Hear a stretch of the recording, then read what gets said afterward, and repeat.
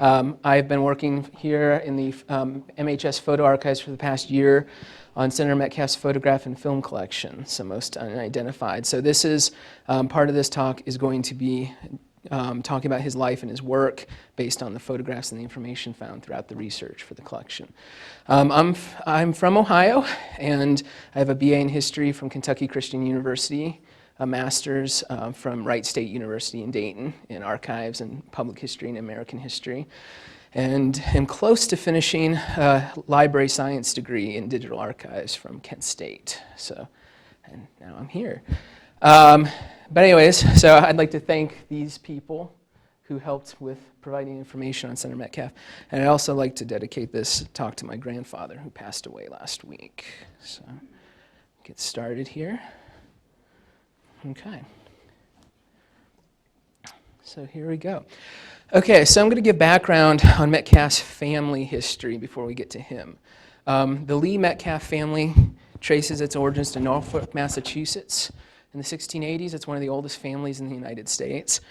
The man most responsible for this lineage is Deacon Joseph Metcalf. He moved to Winthrop, Maine.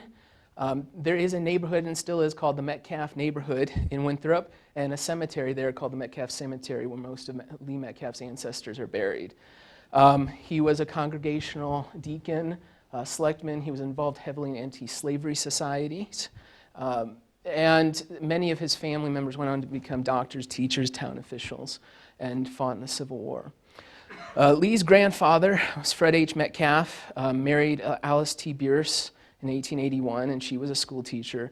They migrated to Montana with one of Fred's brothers sometime between 1888 and 1892. We don't know for sure. They came through Butte, then to Ravalli County, settled in Corvallis. He owned a logging company on Church Street, which is still, the street's still there, and he was a heavy Republican in Ravalli County, which is going to be interesting down the road.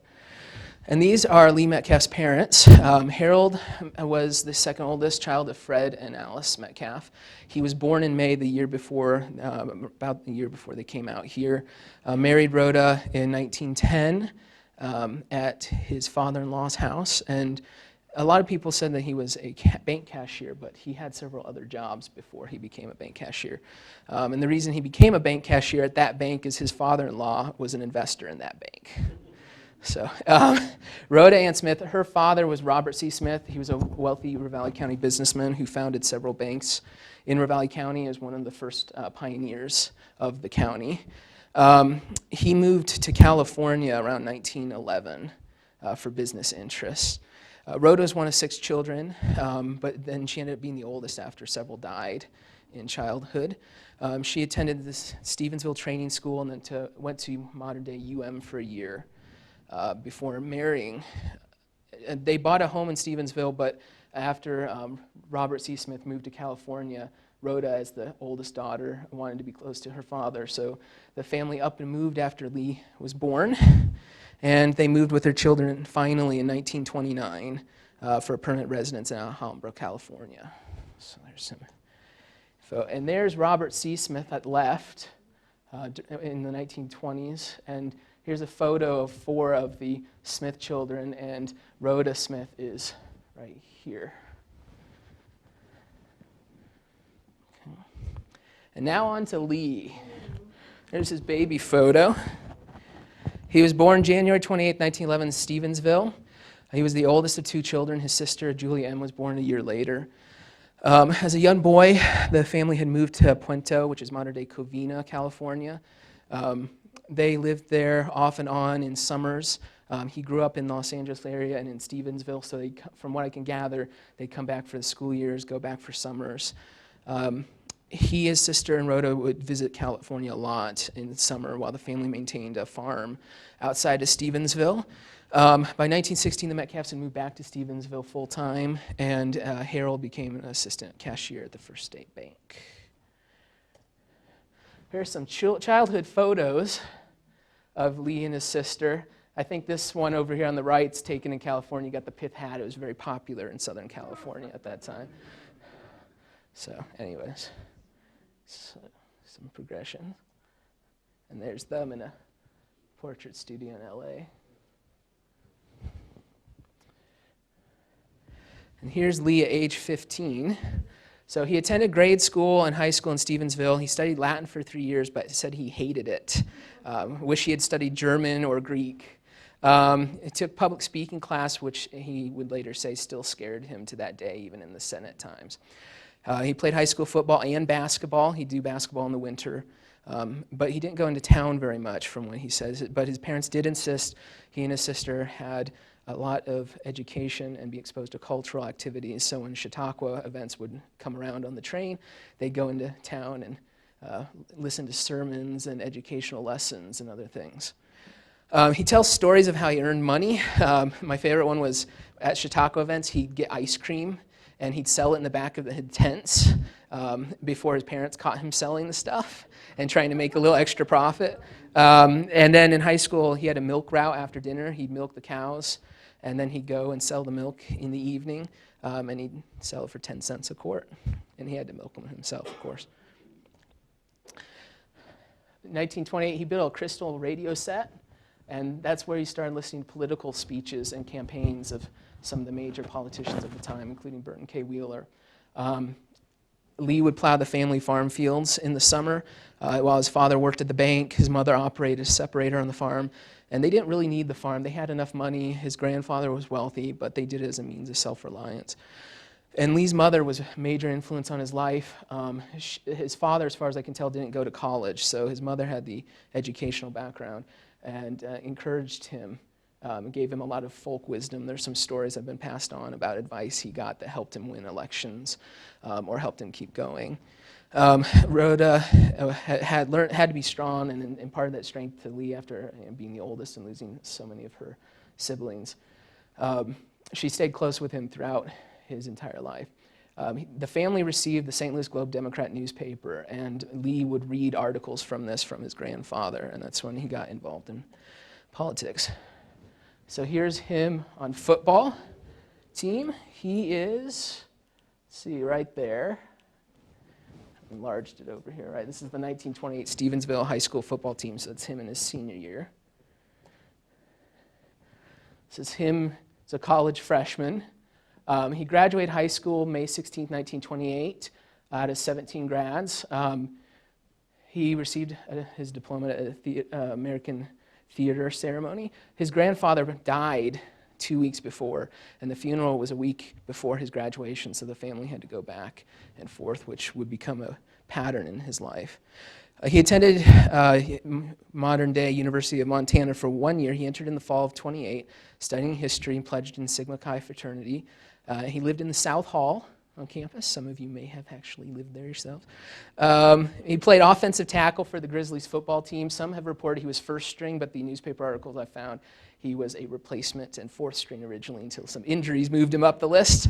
So he continued to play as a backup tackle. He was a Rhodes Scholar candidate. A lot of people don't know in his freshman year, which you're not supposed to be fully nominated until your sophomore year, but he was nominated in his freshman year. He didn't get it, but he was one of the few in the state who was nominated. In 1929, he moved to Alhambra, California with his parents, then moved to Downey, California, which is near Compton, outside Los Angeles. And then in 1931, he worked as a gardener for the City Board of Education in Alhambra, where he developed his lifelong love for horticulture. And this is him at South Hall with all the freshmen. Let's see. Okay, so sometime, and we don't know this, some people said 1930, but he was scheduled to graduate in 1934, so technically 3 years there, 1931, but we don't know. So he enrolled sometime in Stanford University in the Los Angeles, California area, actually further Palo Alto. Studied history and economics, 2 years of Latin. And he worked 2 to 3 jobs throughout college to pay for the expenses. So despite the wealth, he was taught to work for all of his money. He graduated in 1934. Now it says 1933, but his end of the year yearbook says 34. So again, that's something we're not entirely sure. But he got a bachelor's degree in history and economics. And he didn't get his degree until 1936 formally. Yes? That picture is the Super Kai house. Is that in Missoula? Okay, he identified it as being in California. Okay, well, see, there you go. I'll have to go check. Thank you very much. His sister, Julia, studied at MSU in the early 1930s as well.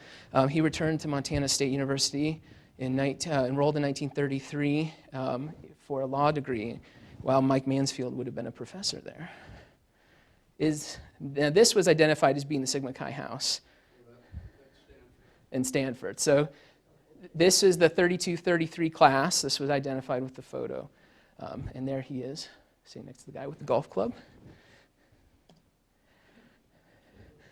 And here's Donna Metcalf, his future wife, when he would have met her in the 1930s. So here, he attended Montana State University Law School in 1934-1936. In September 35, he received a scholarship for outstanding scholarship from the university. And he belonged to the Missoula Club of the Montana Young Democrats. He was a secretary for the club. He met Donna Albertine for her father. Hoover, sometime between 1934 and 35. She was a journalism student and a very successful college journalist. She edited the school's yearbook as well, which is probably where Lee, reading some of the articles she wrote, met her. They began dating between 34 and 35. She graduated in June of 35 with a bachelor's in journalism and worked as a secretary for the School of Journalism while he continued his studies in law school and began to establish his career. He graduated with a law degree in June of 1936 at the top of his class at age 25. And one of the guys he graduated with was Peter G. Malloy, who some of you might recognize. Here's Lee around 1936. He was admitted to the state bar in 1936 and opened a law practice in Stevensville. About a month later, he was defeated by a fellow law student when he tried to get a position on the state Supreme Court. It was the only position he'd ever lose. And then he chose to run for state legislature when he couldn't get in that position. He declared for the state house in July 1936, and he was one of three Democrats who were running for the position. Some of the roles that he was involved in at this time to show you his importance at age 25.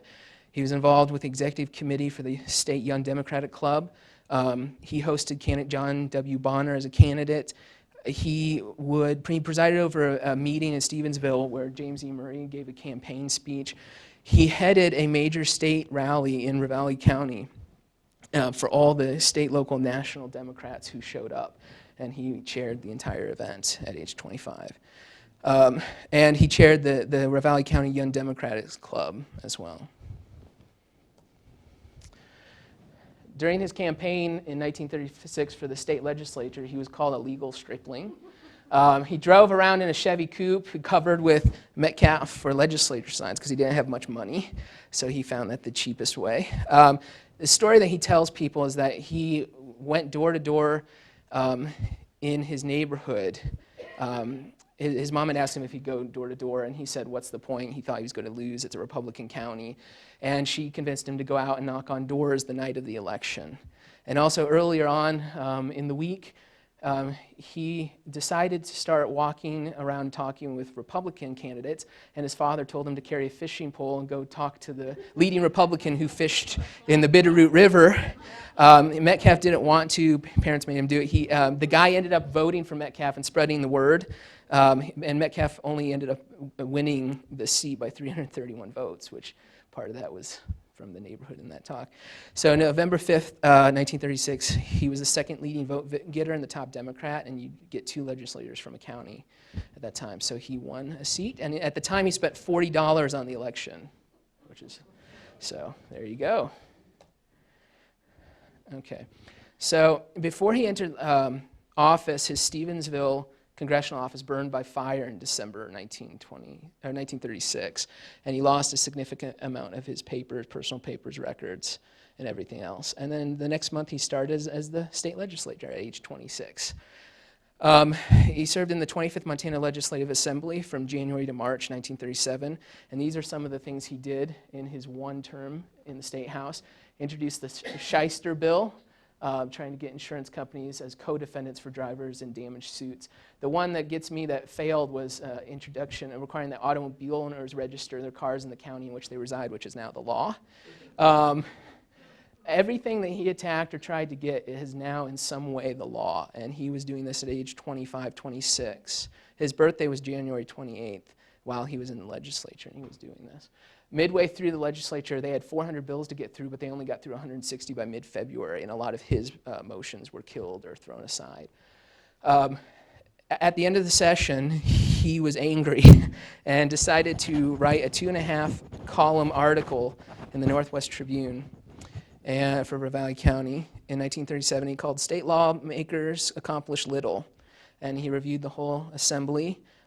He was angry that the stupid bills went through quickly, and bills that needed to go through were debated at all ends and never made it through.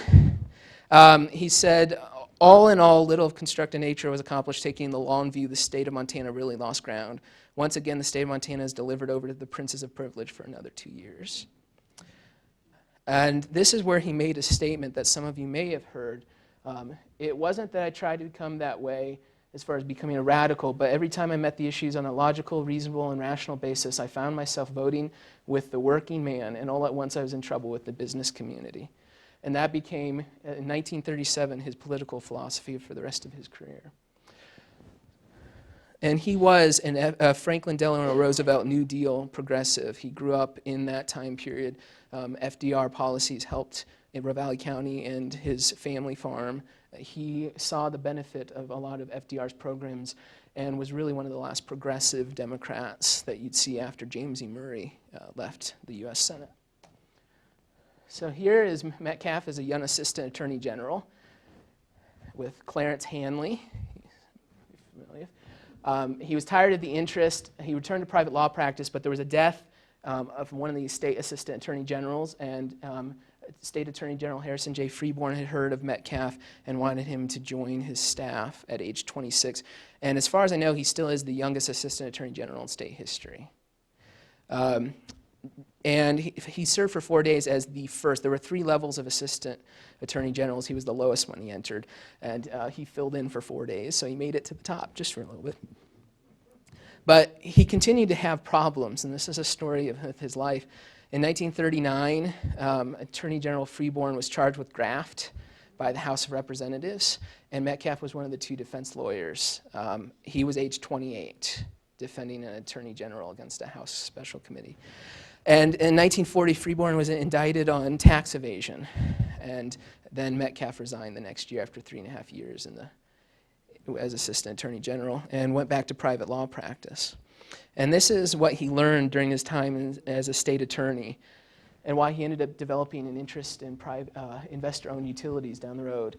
In those days, they didn't even have a man assigned as special attorney general for the Railroad Public Service Commission, the outfit that set the rates. He did a lot of special jobs on the side and after hours as an assistant attorney general. I would carry my briefcase into the rate hearing as one of my many extracurricular activities, and there would be a whole retinue of attorneys for the private power industry. Some of them had been my instructors at law school, and I'd only been out of school a couple of years. I resented the idea that the people's representative was so thoroughly overwhelmed, and he would never turn back after that. So here's his wedding photo. In August 1938 in Wallace, Idaho. In 1936, to back up a little bit, as a young Democrat, he campaigned for FDR for president, and FDR took notice of him back then. In 1937-39, he would continue as Assistant Attorney General to testify for a bill he introduced, the Wage Hour Bill, which was finally defeated, but he was trying to get hours limited to close to what we call a modern-day work week. August 21st, 1938, Lee and Donna were married at the Hoover family house in Wallace, Idaho, where she was from. They spent their honeymoon in Canada for a week before returning to Helena to set up their life together. Early on, they lived at 703 Hillsdale.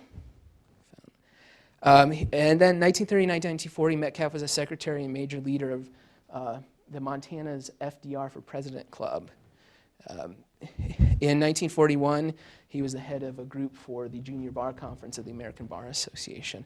And I should say, by this point, he was certified to practice in all state courts, and later when he became a U.S. representative, he was certified to practice law in all courts of the nation. This one was really interesting. In November 1941, he made a trip to D.C., and we don't know why, but Democratic chiefs reported They were trying to urge him to run for U.S. Congress in 1942. This was about 3 weeks before the attack on Pearl Harbor. If Pearl Harbor hadn't happened, he may have been a U.S. congressman by the age of 35. So the war came, and he enlisted. He was not drafted. He enlisted in the U.S. Army on March 16, 1942 at Fort Lewis. He was 6'1" and weighed 190 pounds when he enlisted, and he enlisted for the entire war, plus extra time. He trained with the 607th Tank Destroyer Battalion. He was offered a gift commission because of his position in the state, but turned it down, and spent the summer of 42 into November at Camp Hood in Texas doing desert maneuvers.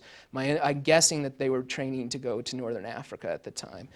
Instead, he was commissioned as a tank destroyer officer and transferred to Great Britain before the Normandy invasion. He went over to Britain, served with the 7th Corps in the First Army in the Battle of France. And this is a story. Allegedly, he was demoted during World War II for knocking down a staff sergeant down a staircase. And the reasoning, I've heard some rumors about why this happened, but I couldn't confirm it, that the staff sergeant was attacking a fellow officer and may have been an African-American officer. And Metcalf was supposed to have stood up for him, but I can't confirm that, so that's what I've got. He did land as part of the Normandy invasion of June of 44 and served with the First Army. Finished the war as an officer, 60th Regiment, and would finally be involved with 5 military campaigns. He ended up becoming a second lieutenant and was the chief criminal prosecutor for the American military government in Aachen, Germany, when they first invaded Germany. He established the first military government court in Germany. He tried the first violator of all the Allied ordinances. He tried the first German civilian in court. He set up a court to try offenses of less than a $1,000 fine or a year in jail. And the first case he tried was a man charged failing to obey an order to leave a restricted area, but I don't know if it was cultural differences. He couldn't understand what he was being told. And he didn't. The man begged to pay a fine instead of be jailed. And the judge denied his claim, but Metcalf stood up and requested that his time in incarceration would be added to the 3-month sentence. So he was showing his mercy there. Then he became the public safety officer for the American government. After VE Day, he was placed in charge of supervising over 100,000 displaced persons in Germany.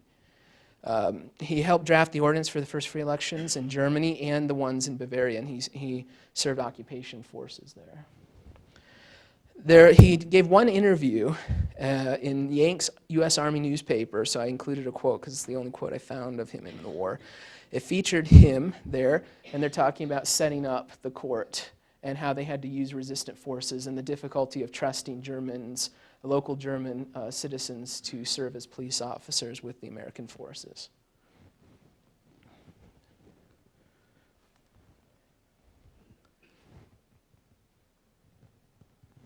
I can give you guys that quote later if you're interested.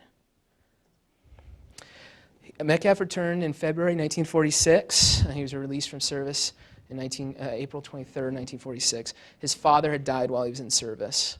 And Metcalf later came to say that I disliked the Army every day I was in it.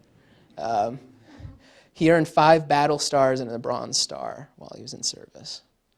During World War II, Donna had gone to Washington State and worked at the Hanford nuclear site, which I find funny because later on Metcalf would work to deal with nuclear issues at the Hanford site. And then during this time, Donna began investing in land and properties. She would become very good at purchasing properties and selling them at a profit down the road. This is the only known photo of Metcalf in the military. This is when they are in, I'm not even going to pronounce that German name, they're near Knoll, Germany, and he's talking with some of the displaced citizens.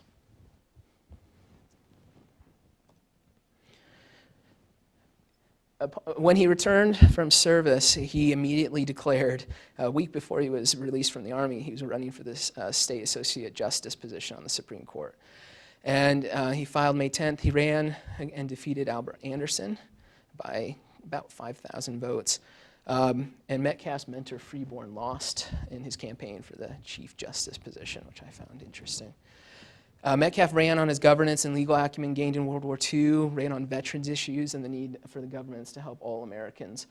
And this is a quote that he gave to the newspapers. He stated that the young veterans of the United States are looking to the government to take steps to alleviate domestic ills, such as unemployment and the housing shortage, something he charged private enterprise has failed to do. He said that the young veterans are looking to the Democratic Party for assistance because of the party's progressive program. And then he became the youngest member of the Montana Supreme Court when he began in January 47, and he turned 36 while he just the first month of his time on the court. Here's a photo of him in his first year, his robe. And here's him in his office in 1947.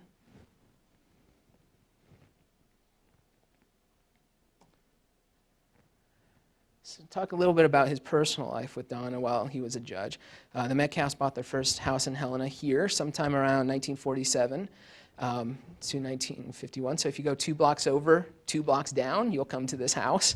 I've talked with the owners. And then they moved down to 1228th Avenue. They purchased the house in August 1950, but they didn't move into it for a couple years. I believe that they were renovating the house. And Donna became involved with Democratic and women's club activities. She became a major speaker throughout the state while Lee was busy serving on the court and also serving as the Helena Boy Scout District Commissioner. And he was involved with the Montana Bar Association and many other groups, including the VFW, while he was in town. Here is Lee Metcalf, doing what he loved the most, tending to a plant in his little tiny greenhouse behind the house at 1310. And then when Metcalf ran for Congress in 1952, he declared he was going to run for Mike Mansfield's old seat, the Western District seat. And here was his platform. If he's nominated and elected, basically half of these things he stood on for the entire rest of his career. But some of a fully unified development of natural resources, extension of veterans benefits for Korean servicemen, a full parity for all farm products, use of income from federally owned submerged oil lands for education, and then what he would oppose. He defeated Paul Cannon by 55 votes for the primary. It's the closest election he ever had, and then he defeated Wellington Rankin by about 1,000 votes, just over 1,000 votes. Here's Metcalf shaking hands with President Harry Truman. Truman was on his stop for the Tiber Dam groundbreaking and stopped to meet with Lee. Truman had come to know Lee Metcalf during the FDR years when he was ahead of the FDR for president clubs, and he never forgot Lee's involvement with FDR. Love the Adelaide sticker on the lapel. So during his time in the House, these are the different committees and subcommittees he served on. Education, Committee on Interior and Insular Affairs. One of the primary subcommittees was Indian Affairs for this. He was a member of the first U.S. Select Committee on Astronautics and Space Exploration. And we have several photos of him on the committee with a young Gerald Ford before he became president. He was on the Committee Ways and Means. He was on some of the most important committees in the House.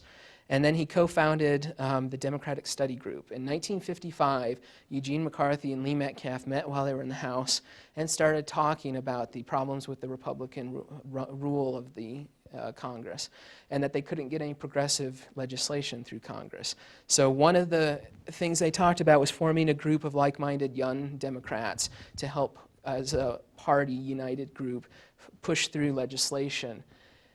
And it took a while. There was resentment from the Republican House leadership, and they didn't get formally recognized as an official House group until 1959. But Metcalf served as the first chairman of the group. This group, even though it was in the House, included 150 representatives at the time of its formation in 1956. And they would draw in senators as well, young John Kennedy, all the big names, Hubert Humphrey, everybody, George McGovern, all of these men were part of this in their early days at some point. And Metcalf was the leader of this with Eugene McCarthy. And this is where John F. Kennedy got the basis in Congress to gain support for his run for the presidency. Here's Lee, their son Jerry, and Donna in their house around 1954, playing with some Democratic figurines. This was used in a House Living magazine article showing we have several other photos of this. I'm going to talk about Jerry. He was born in Billings, Montana, Jerry Love, and in 1936. He came to live as a foster child with the Metcalfs around 1952. And Lee and Donna took to him immediately. Donna especially gave him a lot of love and education, took a special interest in getting him to read.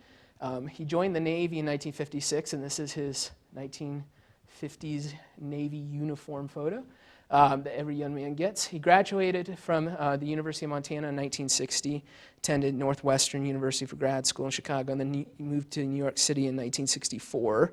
Where he worked for a New York advertising company, and his company did a lot of the promotional materials for Lee Metcalf in 1966 and 72 when Metcalf ran for re-election to the U.S. Senate. He served as Senator Metcalf's Helena Field Secretary in 73 and then was himself a 4-term state representative as a Democrat. So to talk a little bit about the family and friends, over on the left is Lee with his mother, Rhoda. And Rhoda would come, Lee's father had died in 1946, but Rhoda continued to live in California, and Lee made a point to visit with her and bring her to D.C. and visit with her quite frequently. And on the right, Lee had a lot of friends in Helena, particularly former legal colleagues, and here he is with the youngest child of John C. Harrison, who was a personal family friend, around 1956. They took a lot of their time out around November, December, and April during recesses to visit with family friends here in Helena. So to show you some scenes of him while he was in the U.S. House. Over at the left is a photo of him when he just got to D.C. Writes when he reads the Washington Farewell Address in February 1954. At left is Metcalf around 1955. And at right is a portrait by Fabian Bachrach. And the Bachrach family is a famous portrait family, photography family in D.C., and they usually only took portrait photos of very important people. So the fact that we have several of these photos is very cool. This was his 1958 and his 1960 and his 1966 campaign photo. He didn't like to have photos taken of himself, so he reused photos from the 1950s all the way up into the 1970s, even though he looked far grayer much later on. But anyways. So talk about a few of the main things that he worked on while he was in the House. We're not going to hit on everything, but biggest one was Mine Safety Subcommittee. They held hearings in August and September 1956 in Butte, Duluth. They met in Denver, but the primary hearings were in Duluth and Butte. They toured, Metcalf headed the U.S. House Committee on Education Labor's Mine Safety Subcommittee. He was appointed in July 1956, and they went and surveyed mine safety conditions and general mining laws and their effectiveness at these mining facilities. There was no national mine safety for hard rock mining at this time. And the whole point of this hearing was in the 1957 session of the House to bring about a potential legislation for mine safety. This did do that. Metcalf was one of the first to promote the first national non-coal mining safety legislation. And over here he is with John Blatnick of Minnesota during the tour next to the explosive hut. The Murray Metcalf bill. Metcalf became nicknamed Mr. Education by one of his fellow House members. He began fighting for federal education in 1953, and he believed it was the key to bring oneself out from relying on welfare. He wanted people to have a chance. If they had a chance and they could study, they could better themselves, they would have a better life. It would take less strain from government, provide financing for their lives through welfare means. But there was no federal education at this time. He wanted improvements for rural schools, specifically Native American reservation schools, which had really nothing. He introduced with James Murray a federal aid to education bill in early '58. In the intermediary between this, the National Defense Education Act was signed into law in September because this Murray Metcalf bill was not being accepted. It was hard to accept federal aid for states. States did not want to accept the government's interference in education. But if they passed it as defense education, it was taken during the Cold War. And it was specifically based on science education, very little else, science and some math programs, but that was pretty much it. So because this bill passed, Murray-Metcalf bill was delayed until 1965. And it was unfortunate because there was a major lull in education, including liberal arts education in the United States about this time in rural areas. And here he is looking at a copy of his bill in 1959. So Lee Metcalf and conservation, one of his biggest programs was to provide outdoor recreation facilities and uses for national park lands, forested areas, wilderness areas, which there was no wilderness bill at this time or wilderness act. He wanted to preserve the integrity of wilderness for future generations, clean water, clean air, but still provide access for people to be able to enjoy the land. By the time he started fighting for this, at campsites around the state, including Ruby Reservoir, they would leave piles of trash all over the campsite. People would go to the bathroom along the edges because there was no bathroom facilities, and they would make their own trails into forested areas up different paths with off-road vehicles, trucks, and damage a lot of the beautiful areas of the wilderness and the forest. This is him in 1954. He stopped a law that tried to switch out logging land, good timberland for already cut over farmed land. And this was within his first year in the U.S. House of Representatives.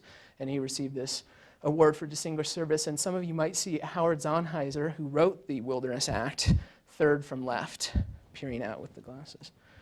And here's Lee around 1959 with all the major conservation leaders when they're planning their next moves for the wilderness bill in the late 50s. Metcalf introduced a version of the wilderness bill in 1956. It was one of the first 3 bills introduced that was a wilderness bill. It wasn't the bipartisan bill that Hubert Humphrey later introduced, but it was one of the first wilderness bills. I'll talk about this a little bit later, but Metcalf decided to run in 1960 for U.S. Senate. James Murray was getting up there in age. His son, Charles, was really running his Senate office, and there was some worry amongst the Montana congressional delegation that there wasn't good representation going on by that point in time because of Murray's age. So Metcalf decided to run. He ran a low-budget campaign, and he didn't believe, he had put up a law in Montana when he was in office in the state to not put up billboards. So he decided to do this. He put up little signs and post them on fence posts and fences instead of having billboards outside of city limits ruining the views. He ran in the primaries against John Bonner, Leroy Anderson, who had been in Congress with, and John Mahan, all friends of his, and he won the nomination and then faced off against Orvin, I always say his name, Fieri. Good? Okay, from Big Timber, who he had served with from 55 to 57. Fieri decided to run late and said he had no money for the campaign, but almost beat Metcalf. Montana was the last state in the U.S. to declare a Senate seat winner for that election, and he won by about 4,000 votes on November 8, 1960. He always won close, but he always said it didn't matter how close the vote was. As long as he won, then he would go on and represent both parties' people. So here's him in August 1960. John F. Kennedy, Henry Jackson from Washington State, Lyndon Johnson, Mike Mansfield. We don't know what this dinner is, but it was a few months before the election. And this is how highly Metcalf was thought of. He was close personal friends with John Kennedy, which I'll talk about here in a minute. So here's some photos from the 1960 campaign. At the Billings Airport, over on the left, Metcalf introduced JFK when he arrived on September 22nd, 1960. And at right, here is JFK at the Shriners Hall, if I'm not mistaken, in Billings, giving an autograph. Metcalf and the Kennedys were very, very close friends at one point in time. More Bobby and John than Ted. Metcalf and the Democratic Study Group had been a major influence for JFK and helped him get to the presidency. And JFK trusted Metcalf because their philosophies were so similar. Their legislation was spot on, and it's the reason why Metcalf had some of the greatest success of his career between 61 and 66, when Kennedy's policies were still in effect. So there you go. Show you some of Metcalf's office staff after he got in the Senate. Here's a who's who of all the people that were big to him. At the far left is Britt England, Merrill Britt England, his administrative assistant. Second from left is Vic Reinemer, his long-term executive secretary. Beverly Knowles, his reception secretary. Fifth from left. I always have trouble with that one. Let's see. Peggy McLaughlin is third from right. George Ostrom, some of you might know. You can tease him. There he is, second from right. And then Myrna Salvas at right. Most of these people stayed with Metcalf throughout his entire Senate tenure. So we're going to talk quickly about his time in the Senate on committees and Senate positions. He was the permanent acting president pro tem of the Senate, June 63 to 1978. And he was picked to be that in June of 1963, looking on to what would become the civil rights debate in 1964. They needed somebody to take over at that position while Carl Hayden's health was failing, Carl Hayden from Arizona. And he was not able to stand up for the debate, so they replaced him. And Metcalf was continually voted to fill this seat. They picked him because of his knowledge of parliamentary procedure, which was something the Southern senators prided themselves on using to defeat Northern congressmen for the Civil Rights Act. So Mansfield and Lyndon Johnson, picked him personally and put him in office then. He served on the Committee on Interior and Insular Affairs and all these subcommittees. My favorite one is the Indian Affairs Subcommittee. When he took over the chairmanship from Henry Jackson in 1966, the government's policy changed from a policy of Indian termination of the federal government's responsibility for Indians' rights, to one of self-determination for Indians. And eventually you had the Indian Civil Rights Bill passed in 1968, which he himself wrote. So he served on the Committee on Public Works, Post Office, which was important at that time. Committee on Finance, the Joint Committee on Congressional Operations. They rearranged the entire organization of the federal government. And he was one of the primary people responsible for this, which was important during the presidency of Nixon as numerous things were tried. And he served on the Migratory Bird Conservation Committee, which got a lot of our wildlife and bird refuges here in Montana saved. He served on the Committee on Energy and Natural Resources, on Government Affairs, Energy Conservation and Regulation Subcommittees. A lot of the historical sites, the national landmark sites in the state of Montana, he recommended while he was in the Interior Committee on the subcommittee he was on that sponsored the bills. Some scenes of him in D.C. Left is him just after the passage of the Civil Rights Act. And at right, the photo shoot he did on July 9th in 1965 on the U.S. Capitol. Left, here he is around 1969, and at right, here he is in a committee hearing around 1970. Talk about him and some of his social welfare. One of Lee Metcalf's major political successes was the Economic Opportunity Act of 1964. And that act, which had been pushed by John F. Kennedy and later by Lyndon Johnson, was his baby years and years before John F. Kennedy promoted it. Elements of this he had been promoting since the 1930s in the state. And he was looked upon as one of the most liberal congressmen in the U.S. Congress. And because of that, some of the eventual people who dealt with social welfare legislation and the Job Corps and Peace Corps, including Sergeant Shriver here, visited quite frequently with Metcalf or were interviewed for his weekly television show. Metcalf's role in getting social programs into the United States is unparalleled in American history.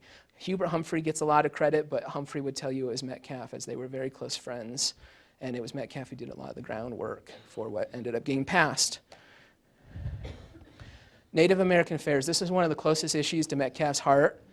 In the 1950s, he saw what was being done on Hill 57 in Montana outside Great Falls to the Native American tribes there. He saw the poor, squalid conditions, the amount of money that was needed to be given to reservations because there were no schools being given to them. There was nothing being given to them. And so funds were being wasted on reservation lands, and children, entire generations of families were losing out on developing their betterment, their education, their own lives, and supporting their tribe and their tribal culture. And Metcalf's biggest concern was from providing funding, education, and legal rights for tribes at a time when the entire U.S. government was trying to end the federal government's relationships with tribes and end their financial responsibility so they could spend it more on arms buildup and the Cold War. Metcalf, at the time in the Senate, and on the Interior Committee, was the only non-termination senator in the early 1960s on the Interior Committee. And here he is with John Woodenlegs, president of the Northern Cheyenne Tribe. So, Metcalf and education. I mentioned the Education Act earlier on. The Education Act, Elementary and Secondary Education Act in 1965, eventually would be passed by his continued testimony in hearings and pushing for the bill. At left, he finally gets to sign the act. This is him signing the act on April 9th, 1965. And the next day, it would be signed by President Johnson into law. And at right here, he receives the National Education Association's Legislative Committee, their National Education Association Distinguished Service Award, about 2 weeks after he signed the bill into law. Here's a list of some of the legislation he wrote, co-sponsored, or was a major proponent of. Save Our Streams bill. When highways were being built, and some of you may know this, there was no coordination between preservation groups, the Interior Department, the Forest Service, and highway construction officials. They were bulldozing gravel and stone into streams, killing off fish, killing off the environment. And Metcalf proposed this bill. He wrote the bill, he proposed it. It didn't go through, but the president did submit an executive order for all the future road construction to be coordinated with conservation groups and departments. He co-sponsored with Hubert Humphrey the Youth Conservation Corps, which a lot of people didn't know about. That became the Job Corps down the road. Economic Opportunity Act. The Land and Water Conservation Fund Act of 1964 was his that provided money to purchase lands for recreational use and areas for the public and to preserve waterways. Clean Air Act of 1963, Wilderness Act of 1964, Water Quality Act of 65. Medicare he introduced in 1956. He was the first one to introduce it. The Mine Safety Act finally passed in 1966. Essentially what I'm trying to show you here is that nothing that he did happened within a 5-year period. It usually took at least 10 years to get passed. And he worked on the same legislation often for years and years, but finally a lot of it did get passed at some point. One of my favorites that he got passed was the GI Cold War bill, which the government was refusing to extend benefits to veterans of wars other than World War II. And as a veteran of World War II, he felt that was wrong. So he was a big proponent for veterans. The Indian Civil Rights Act, he proposed that in 1964 and was told no because he was being allowed to have the Wilderness Act, the Economic Opportunity Act, and the Civil Rights, and his role in the Civil Rights Act debate as floor leader for the Senate. He was told that he couldn't get that in if he wanted the bill passed. So it was delayed till '66, it was voted against, and then it was introduced and passed in 1968. It gave Native Americans on reservations the same legal rights against their tribal governments that regular Americans had against their own governments. Clean Water Act of 1972, the Montana Wilderness Study Act, Deep Seabed Mineral Resources Act, and the one that people don't know much about, the Truth in Packaging Act, which is standard now. One of my favorite photos, he is, let me use this in the, okay, so he's right here in the middle in 1964 in Helena, outside then state Democratic headquarters. I love that photo. So Mansfield and Metcalf's relationship. When Metcalf was in the U.S. House of Representatives, with Murray and Mansfield, they were called the 3 M's. Partly because it was just easier to say that instead of Mansfield, Murray, Metcalf. Partly because they were very close and worked as a unit, a single Democratic unit. They were always called the Montana Congressional Delegation and never referred to a Republican congressman, even when Fieri was there. Only referred to them. But in 1960, the election caused a rift between Metcalf and Murray, which was unfortunate, and Mansfield stuck with Metcalf. Because Mansfield was, Metcalf got a lot of grief that he was in the Senate just because of Mansfield, and that's the reason he held the seat. But Mansfield will always say it was the other way around. He was, as Senate Majority Leader, and with this state of Montana being independent and concerned about state issues, it wasn't good to have him be the head of the Senate majority, as with Burton K. Wheeler, who became more interested in national issues at one point and was voted out because of that. It was close for Mansfield. So Metcalf dealt with all the state-related issues here in Montana, so Mansfield could manage issues there. Whenever Metcalf needed help, he would tell Mansfield. Whenever there was an issue in Montana he needed assistance with, Mansfield would know. Mansfield wasn't inept. He knew what was going on, but Metcalf did a lot of the base work for him and worked with Mansfield staff on the ground here in Montana. Mansfield, I've heard this said this way, Mansfield was Montana's national senator and Metcalf was Montana's state senator, which I like that. Metcalf did most of the state outreach, representation of state issues, and communication with constituents. And Mansfield would say, as I've said many times, both in Montana and Congress, he is the best congressman ever to come out of Montana, and that was said in 1960. And then during the 72 campaign, Hank Hibbard kept trying to say that they needed two good, strong congressmen in the Senate, and Mansfield replied, there is no man I trust more than Lee Metcalf. And he also said in 1968 that Metcalf is one of the best legal minds in the Senate, if not the best. They respected each other eminently. It was difficult because Mansfield, as the Senate Majority Leader, Metcalf could not be in a leadership position necessarily, and that was very difficult. So we'll talk quickly about some personal habits and professional habits.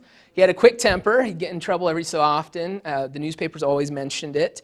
There were some issues overblown in, I think it was 70, when he punched a policeman to get through picket lines. He didn't punch him. He put his arm and pushed him through. He said, don't you know that I'm a U.S. Senator? The police officer in the Capitol was trying to stop anybody from getting to the U.S. Senate, the U.S. Capitol building, because of protests against the Vietnam War. Metcalf was mad because he said, I have people's business to do, and it was reported that Metcalf punched a policeman. So that happened. He had a parking space in the Capitol Hill garage, and he had bad knees, but he decided to walk home every day through a rough neighborhood to allow some of his staff members to use his space. I've always found that interesting. He didn't buy expensive items. He didn't go to expensive restaurants. He didn't hunt. He didn't fish. He didn't really like guns. He didn't camp often, and he really didn't go boating except to rowboat. He didn't go speed boating. And he wore the same felt fedora every election filing from 1946 to 1972. So, some of the professional habits, he surveyed all non-form constituent letters, and personally wrote replies to about 75% of them. And I've had the privilege of reading a lot of those. He didn't like to have photos taken in his office with people he didn't like, so if you come up to us, I'm sorry, while reading letters, he'd get angry and cross out sentences and paragraphs with wrong info or things he didn't like, and he would write wrong, stupid, or certain words across the sections. He'd critique spelling if people got really annoying when he was reading through it or didn't know what they talk about. And somebody in this room gave him a rubber stamp with a word that I can't relate that for about 6 years he would stamp letters with.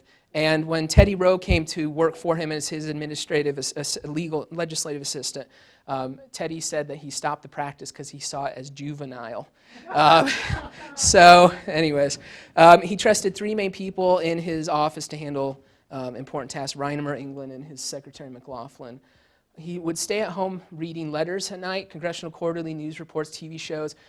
His niece tells me a story that one time in D.C. while staying with them, she went to bed, their light was on. She woke up, their light was on. They alternated sleeping, Donna and Lee. Lee would read for 1 hour, Donna would sleep. He would sleep, Donna would read for an hour. And this is how they replied to all these letters. Okay, so I need to hurry this up because we're getting towards the end. So about Donna, Donna Metcalf was independent. She believed women should be outspoken, work hard, fight for their rights, and take advantage of the opportunities. When she gave a speech in 1965, she urged women to forget their timidness and reach out for political rights. And she made this statement about her role as a congressman's wife. Whatever happens during campaign, she should be there to help out. She was an artist. She supported historic preservation and property restoration, and was Lee Metcalf's speech critic. He had a problem when he spoke. He'd do a lisp. He had trouble focusing because he was a man. He was a judge and a lawyer, and he was focused on the content and not the presentation, and she was a journalist student worried about the presentation and not the content necessarily. And he'd show up in speeches with his hair all ruffled up and have trouble saying the same word sometimes twice and get antsy. And she'd always calm him down and practice speeches with him and critique him. They bought a portable campaign pedestal with a microphone because he was so tall that they'd put on campaigns in 1966, they'd put on tables, and she'd go up before the talk and adjust it for him and put his speeches up there, arrange it how he needed it, put his notes where he needed it, and adjusted the mic to his height. So she also worked with Lady Bird Johnson on the city beautification project, primarily in D.C., but later nationally.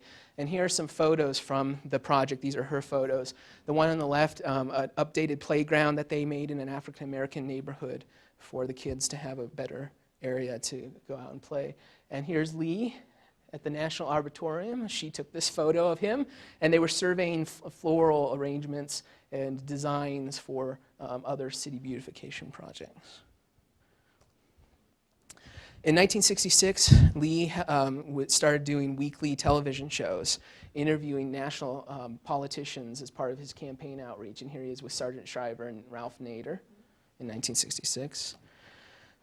In the 66 Senate re-election campaign, he announced re-election campaign in 1965. Babcock was going to be the most likely Republican opponent. In September 6, 1966, they signed the Nonpartisan Fair Campaign Practices Committee Code Agreement to have a fair and even campaign. And this was the address that they had, discourse that they had between themselves while they were signing the act. And Metcalf made an innocent comment about having Mansfield on the campaign, and Babcock said, "Do you think you need him?" And then it went off from there. 2 weeks later, Babcock returns the pledge, saying that a comment Metcalf made about Babcock's views on Indian termination broke the policy, and then it went really bad.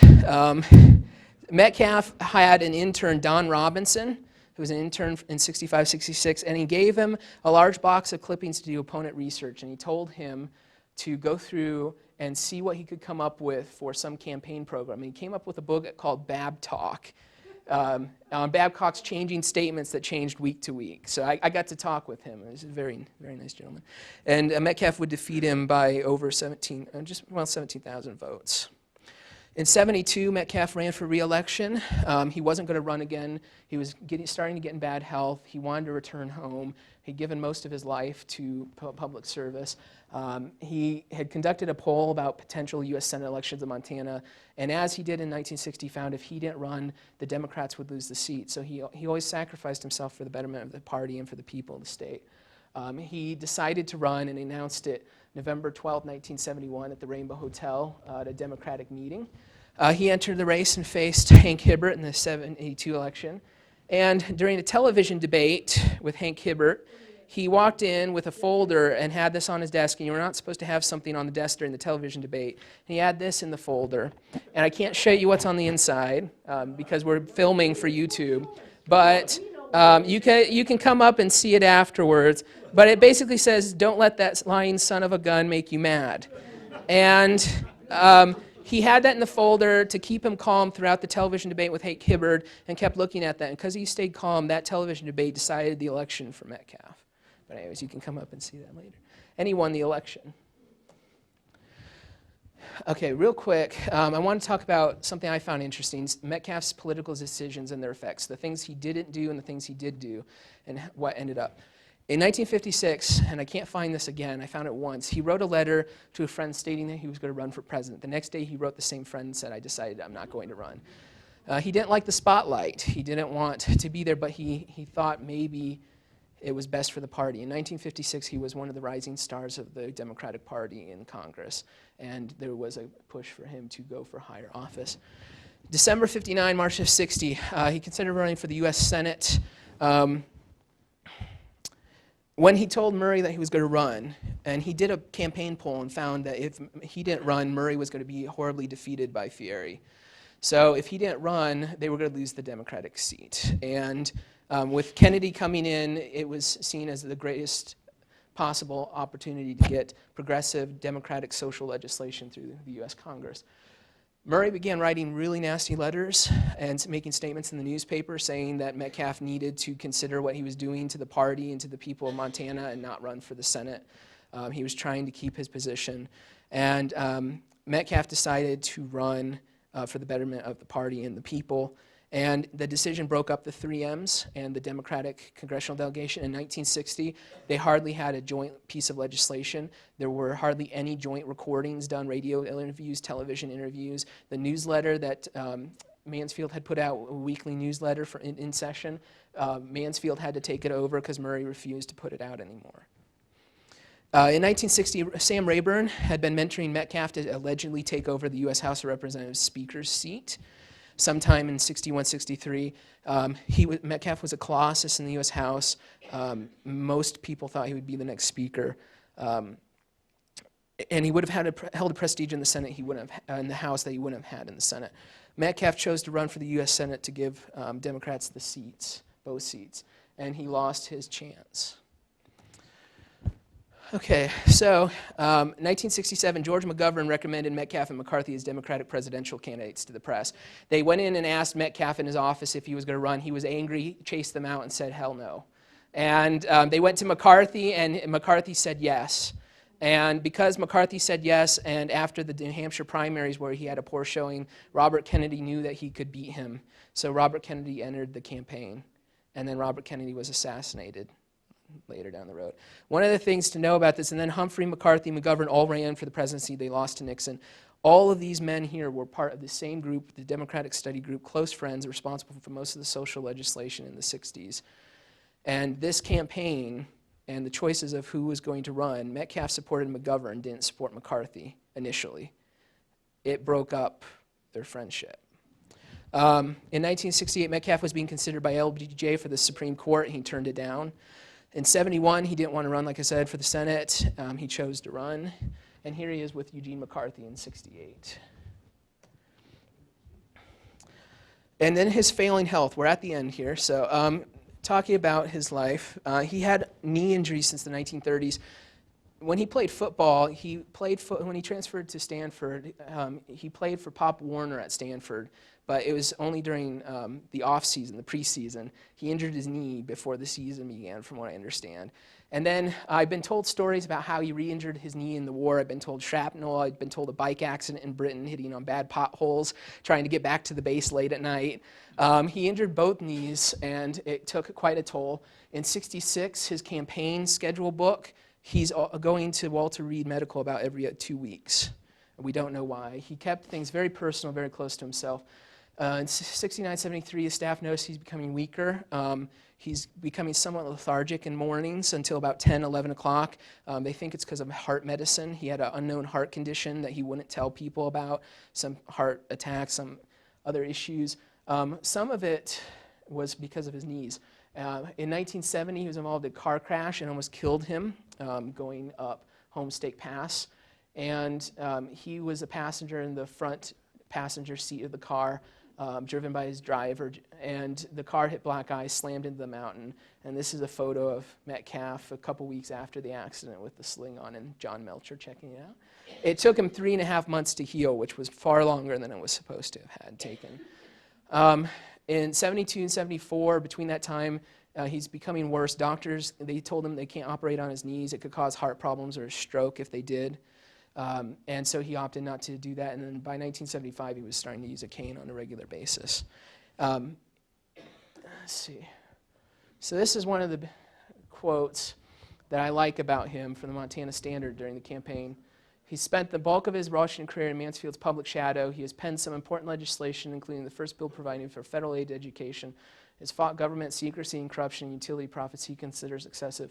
Metcalf was becoming a consumerist champion when Ralph Nader was in plastic pants, and a conservationist when Americans thought the Sierra Club was a fancy bar. So his death, he had announced his plans 2 years before not to run for re-election in 78. He said 78 would be his last year, and he would leave office January of 79, as is the custom. He was fighting for wilderness designation of the Sorca Beartooth, the Great Bear Wilderness at this time, also trying to get strip mining legislation enacted. He started complaining of a stomach ache the night, Wednesday, January 11th, and His son Jerry drove him home they were visiting in Wallace, Idaho with Donna's parents. And they came to the house here, just a few blocks away from us. Jerry woke up, checked on him in the morning, Thursday morning, found that he had passed away from his heart condition. He died at age 66. And if he hadn't had the heart condition or the knee problems that he couldn't have gotten operated on, he may have gone longer. He literally worked himself for the people of Montana to death, like no other congressman the state's ever had. He was cremated and his ashes were spread over the Bitterroot. So when he died, even in his death, it was never about just him. President Carter said Metcalf's death still the voice that long spoken up for preserving the great wilderness areas of the country. And when he died, he was on the committee, subcommittee dealing with national energy crisis legislation that President Carter put a bill through. And the committee was deadlocked, and his death changed the outcome of the energy crisis in the late 1970s.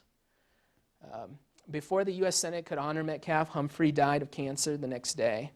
And he was called the happy warrior of a generation of Democratic politics, and Metcalf was called the invisible senator in his death.